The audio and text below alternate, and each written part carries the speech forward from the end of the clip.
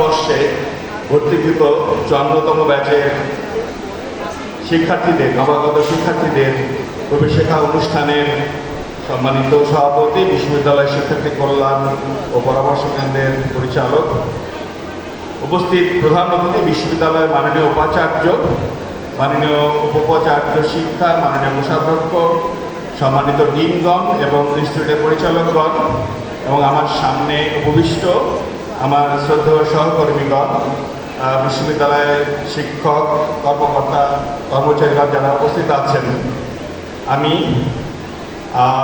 আজকের এই অনুষ্ঠানে যাদেরকে প্রবেশিকা অনুষ্ঠানে বরণ করে নেওয়া হলো তাদেরকে স্বাগত জানাই।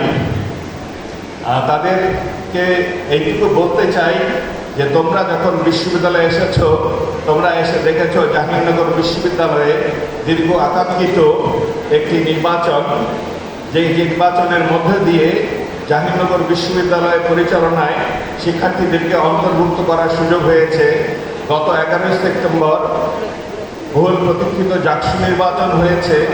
জাকসু নির্বাচনে নির্বাচিত প্রতিনিধিদের পক্ষ থেকে 5 জনকে আমরা সিনেটের প্রতিনিধি হিসাবে ইতিমধ্যে পেয়ে গেছি।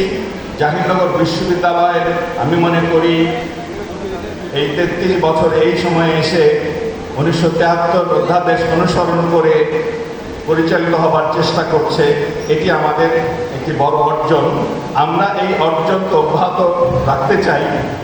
আর নবীন যারা এসেছে তাদের উদ্দেশ্যে বলতে চাই, তোমরা অনেক বড় একটা স্বপ্ন নিয়ে এই বিশ্ববিদ্যালয়ে এসেছো। তোমাদের বাবা মা, ভাই বোন, পরিবার পরিজন একটা খুব সুন্দর স্বপ্ন দেখেছে তোমাদেরকে নিয়ে। তোমরা সেই স্বপ্ন, তোমাদের সেই কাঙ্ক্ষিত স্বপ্ন যেন অর্জন হয়, সেই চেষ্টায় অবশ্যই তোমাদেরকে লক্ষ্য রাখতে হবে, সতর্ক থাকতে হবে। তোমরা লেখাপড়ার জন্য এসেছো, লেখাপড়ার পাশাপাশি বিশ্ববিদ্যালয়ে মুক্ত চিন্তার চর্চা, তোমাদের যে স্বাধীনভাবে গণতান্ত্রিক যে অধিকারগুলো চর্চা করার বিষয়গুলো এই বিশ্ববিদ্যালয় থেকেই তোমরা কিন্তু জানতে পারবে। এটা হচ্ছে সর্বোচ্চ পর্যায়ে শিক্ষা অর্জনের। তোমরা যদি ভুল করে ফেলো একটুকু, তাহলে তোমাদের স্বপ্ন ব্যর্থ হয়ে যাবে। তোমরা দেখেছো বিশ্ববিদ্যালয়ের সম্মানিত প্রক্টর, তিনি তোমাদেরকে বলেছেন এই বিশ্ববিদ্যালয়ে 5 বছর তোমরা থাকবে, তোমাদেরকে কিভাবে চলতে হবে। এবং আরেকটি সংযোজন হয়েছে এবার আমাদের উচ্চ আদালতের নির্দেশে গঠিত কমপ্লেন্ট সেল, যেখানে যৌন হয়রানিমূলক যে অপরাধ এবং কর্মকাণ্ড থাকে সেই সংক্রান্ত একটি সেল, সেই সেলের সম্মানিত পরিচালকের সভাপতির পক্ষ থেকেও তোমরা উপদেশমূলক কথাগুলো শুনেছ। আমরা বিশ্ববিদ্যালয়ে যখন আসি, তোমরা যদি খেয়াল করো, আমাদের প্রত্যেকেরই বয়স প্রায় 18 হয়ে যায়। এই 18 বছরের মধ্যেই সত্যিকার অর্থে চরিত্রের গঠনটা হয়ে যায়। চরিত্রটা আমরা নিয়ে আসি। তোমরা তোমাদের পরিবারকে প্রতিনিধিত্ব করো, সেটি মনে রাখতে হবে।